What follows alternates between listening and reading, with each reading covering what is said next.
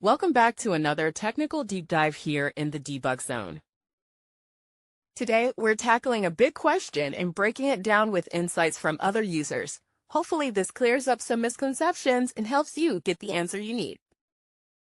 So, buckle up, stay a little curious, and let's jump right in.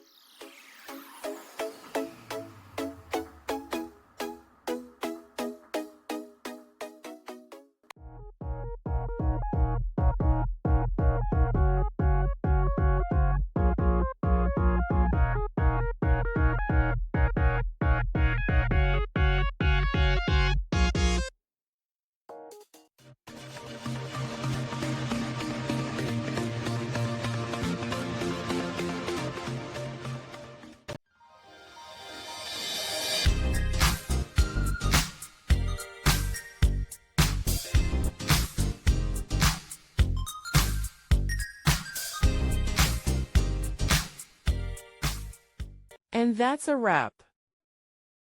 I hope you found the answer you were looking for. If you did, take a second to hit that subscribe button. It really helps out. And let me know in the comments which solution worked best for you. See you next time in the debug zone.